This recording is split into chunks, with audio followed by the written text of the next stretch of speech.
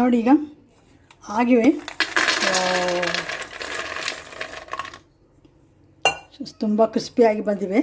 ಈ ರೀತಿ ನೀವು ಟ್ರೈ ಮಾಡಿ ನೋಡಿ. ಚಲೋ ಅನಿಸಿ ನನಗೊಂದು ಲೈಕ್ ಮಾಡಿ, ಶೇರ್ ಮಾಡಿ, ಕಮೆಂಟ್ ಮಾಡಿ, ಸಬ್ಸ್ಕ್ರೈಬ್ ಆಗಿ. Thank you very much for watching my channel. Thank you.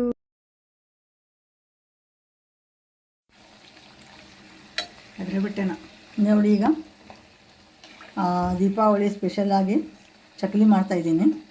ಈ ಚಕ್ಕಲಿಗೆ 2 ಅಕ್ಕಿ ಹಿಟ್ಟು, 1 ಮೈದಾ ಕೂಡಿಸ್ಬಿಟ್ಟು ಅದಕ್ಕೆ ಮಸಾಲೆ ಅಂದರೆ ಉಪ್ಪು, ಅರಿಶಿನ ಪುಡಿ, ಖಾರ ಪುಡಿ, ಇಂಗು, ಅಜ್ವಾಯಿನ, ಜೀರಿಗೆ, ಓಂಕಾಳು, ಸ್ವಲ್ಪ ಕಸೂರಿ ಮೇಥಿ ತಿಕ್ಕಿ ಹಾಕಿ ಬೆಣ್ಣೆ ಹಾಕಿ ಕಲಿಸ್ಬಿಟ್ಟು ಈಗ ಮಾಡ್ತಾಯಿದ್ದೇನೆ. ತುಂಬ ಚೆನ್ನಾಗಿ ಬಂದಿವೆ.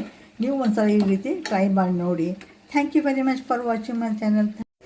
ನೋಡಿ ಕ್ರಿಸ್ಪಿಯಾದ ಕೋಡ್ಬಳೆ ರೆಡಿ ಆಯ್ತು. ಈಗ ಎಷ್ಟು ಚೆನ್ನಾಗಿ ಬಂದಿವೆ, ಶೇಪು ಬಂದಿವೆ, ಕಲರು ಕೂಡ ಒಂದೇ ರೀತಿ ಆಗಿದೆ.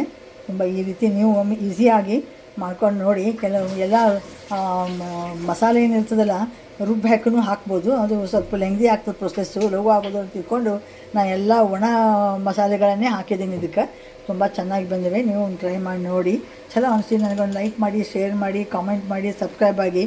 Thank you very much for watching my channel. Thank you.